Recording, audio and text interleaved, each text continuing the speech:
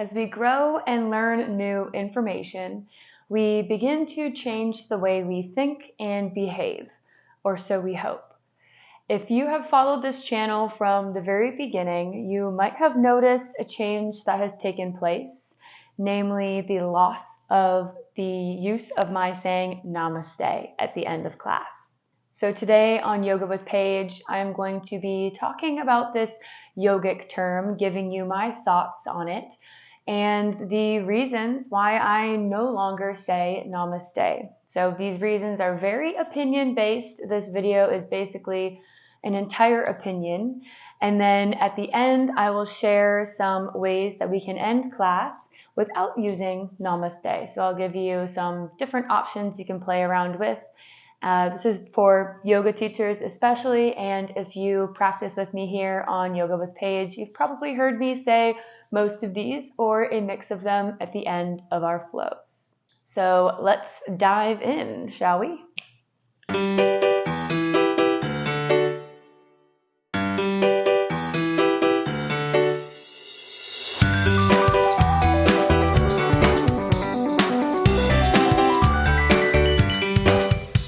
So first, let's quickly go over what Namaste means. So the root words, taking the roots of the words, Nama means bow, As means I, and Te means you. So it literally translates to bow I to you. So it's basically a very nice greeting, a salutation, if you will. I humbly, whatever, the light, the energy, all of those factors, whatever is in me, whatever makes up me, I bow humbly to you, to whatever makes up you. And so I think in today's world, it's basically used as like, I bow to you, I humbly greet you, your presence, your teacherness. To be honest, it kind of varies person to person, and that's why I wanted to talk about this today. And my number one reason that I don't say Namaste at the end of my classes anymore is feeling. It is all chalked up to feeling. It never ever felt good coming out of my mouth. From the very first time I said it, it didn't feel really authentic. And as a new yoga teacher, I have only been teaching for about 2 years. At first, I thought it was just overall, I didn't feel very authentic. I was still trying to find my voice as a yoga teacher. We are comfortable with the roles that we play in our lives. My role as a partner, my role as a friend, my role as a family member, as a student, as an employee, whatever it may be, we've had time to practice these. And whenever you find yourself in a new role, there's a readjustment period. And this readjustment period took me a really, really long time. I would say probably for the first year of teaching, I felt so inauthentic that I almost started to spiral into not knowing who I was anymore. Like I put so much pressure on being authentic because that is one of my goals of this channel, is to be as authentic with you as possible. I'm not here to lie to you ever. And it really was starting to freak me out when I thought that I wasn't being authentic with you because I didn't really know what that authenticity looks like, because it takes a while. It takes a little bit to get in your groove, feel your flow, kind of figure out who you are in this new role. So I chopped up the weird feeling that I got when I would say Namaste to being a new yoga teacher. I didn't think that it was just the greeting or the word in itself. And it took me a while after that to figure it out. So when I started feeling more comfortable in my teaching style, my abilities, getting up here and posting these videos every day, I felt comfortable in myself. And it took probably another few months for me to kind of step back and be like, wait, I don't know if I want to say this anymore.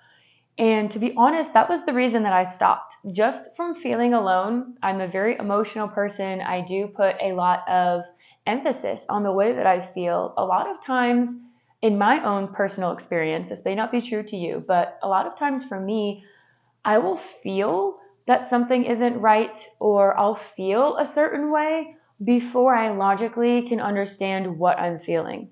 And I've even had this process from turning the feeling into logic take anywhere from a few days to even a few months. There have been a few times where I did not know what the heck was going on. I didn't understand really what I was feeling. And it took a while to kind of integrate these pieces together. So I started feeling that it wasn't good, and I kind of just chucked it away. And I ended up finding more authentic endings and closings to my classes that felt better to me. It felt more real. It felt like I was being true to myself, authentic to myself. And that is one of our goals here in a yoga practice, is to figure out what that is. Figure out what is authentic to you, what feels authentic to you. And that's kind of one of the most important things. So my number one reason, it just didn't feel right. It didn't feel authentic. It didn't feel real. I felt like I was kind of just saying it because I needed to, or I felt that I was supposed to. So that was a little indicator that I needed to just cut that out of my practices.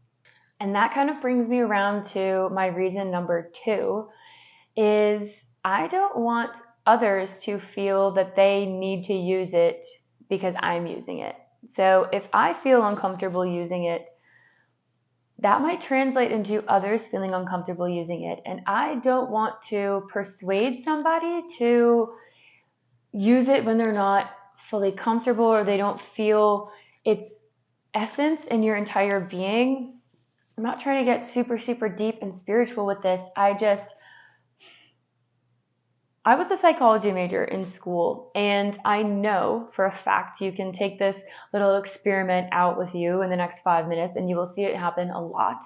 Humans mirror humans. We mirror body language. We mirror, like, have you ever started, your friend starts saying a certain phrase and eventually you start, even if you think it's stupid in the beginning, you're like, oh, that is so stupid. Why do they keep saying that? Eventually you will probably pick up on it and you will probably start saying it and adding it into your daily repertoire of vocabulary as well.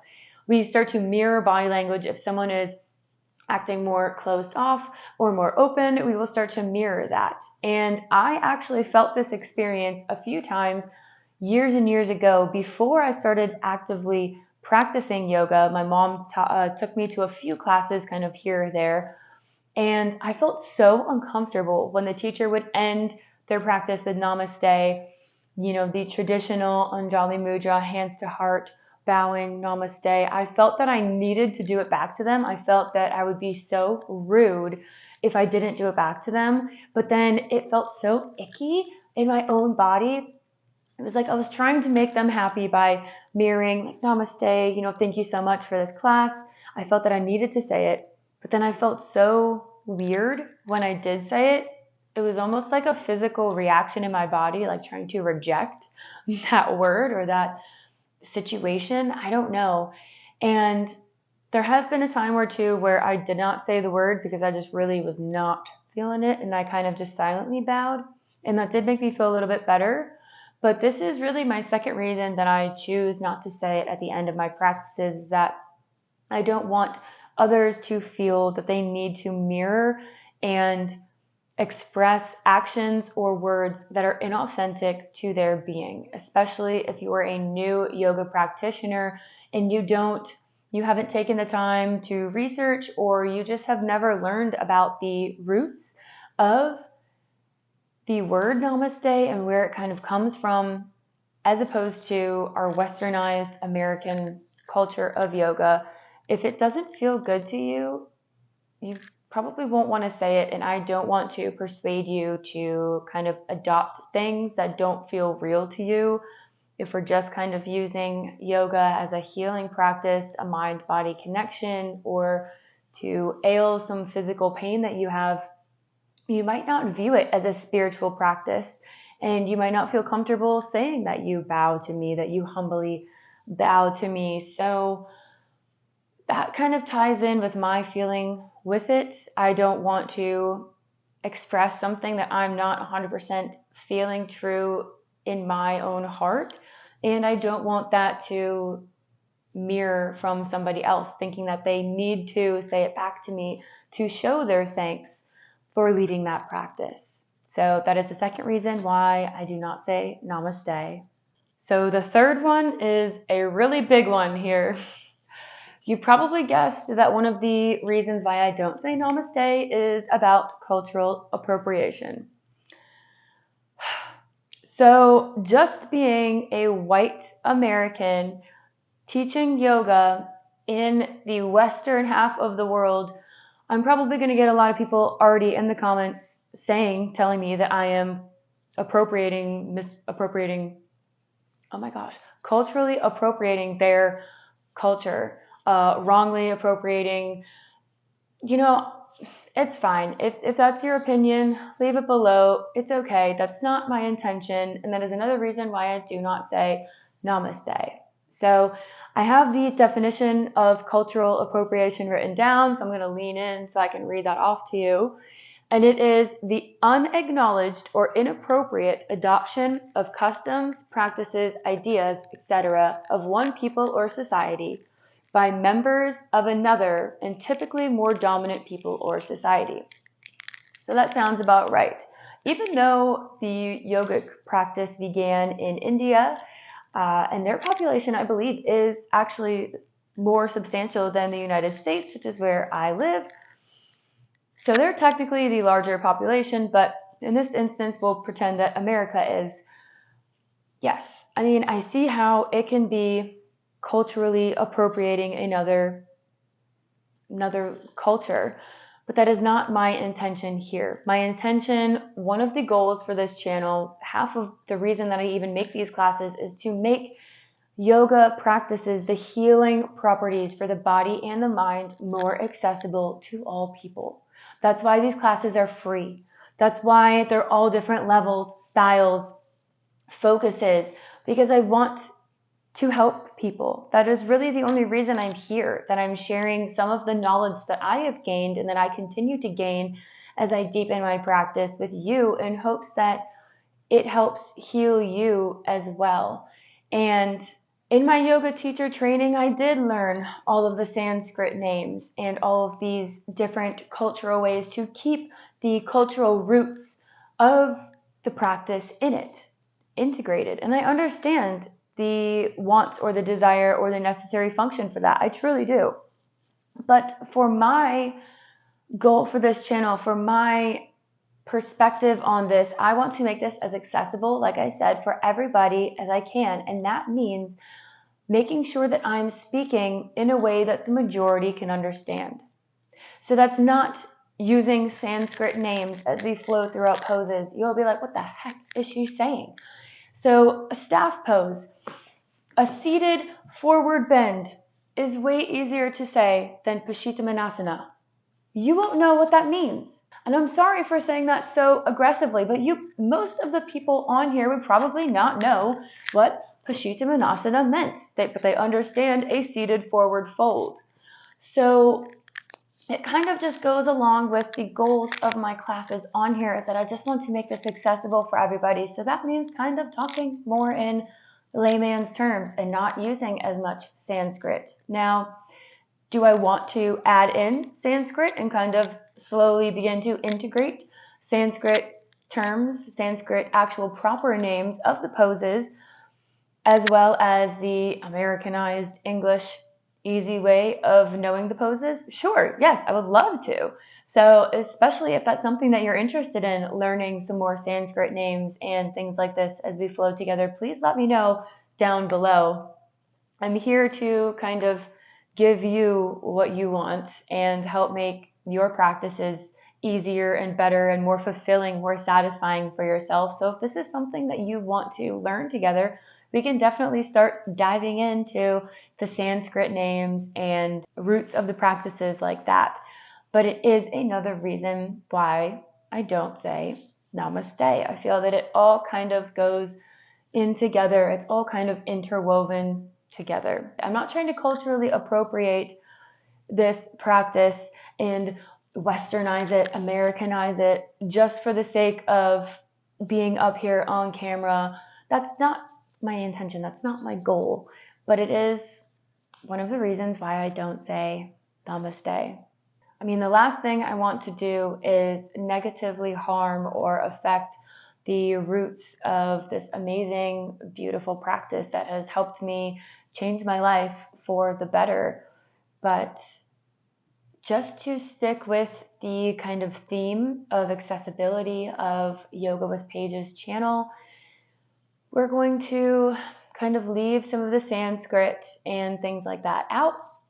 But if you've been here for a little bit, you know that we are slowly integrating and adding more of it in. So my hopes for the future of this channel is to help you learn a little bit more about the roots of the practice, where it came from, how we can kind of utilize both Western and Eastern together and kind of mishmash, mold it all together and not find such a hard line of a separation of Westernized yoga and Eastern traditional yoga. Maybe find a little blend of the two. Find what works for you. So now we have kind of talked about, there are only a few reasons that I don't use Namaste. And now, especially for all of you yoga teachers out there, I am going to give you kind of a little list of just a few different ways that you can end your class without saying Namaste, but still kind of giving that same effect of gratitude and care. Probably my number one favorite way to end a yoga class is to thank all of your participants for the time and the energy that they've given into that practice. It feels like a very wholesome, conclusive way to end, thanking them for their time and energy given, and it kind of reflects back on you as well, saying that you gave your time and energy, and just kind of a big, nice, warm hug with words for everybody there, just thanking them for all coming together and practicing in that room together. And then my second favorite way probably, is thanking them, all of your students, for choosing you specifically to guide them, to be their guide, because there are so many yoga teachers all over the world, and it's a very special occasion. It's a very special that they chose you to guide, getting all flustered here, but it is a very special thing that you were the one chosen to guide them on this journey. This yoga practice is such a vulnerable space that we create here, such an environment that you could really just let your emotions, your thoughts fly and go. And it really is special that someone would choose to take your class over somebody else's. So that is definitely my top two favorite ways to end a yoga class. But we can also find another way in thanking and finding gratitude for the roots of the yogic tradition and where it came from, the place, the people that this yoga practice started. You can wish them a great and happy rest of their day, and kind of invite them to take with them the feelings and thoughts and emotions that you were able to cultivate in the practice, especially if you had a certain theme going along. You can invite them to see where they can take that with them throughout the rest of the day and keep cultivating that sense of mindlessness even after they've left the mat. You can also just kind of have a vague closing, just a peace, peace be with you. It's like a Catholic ending, or many blessings, or take care, kind of just a very general ending. You can say that you will see them next time on the mat, or next time, and a few of these would be good to kind of blend together. If you practice with me here, you've probably heard me say a mishmash of all of these things together.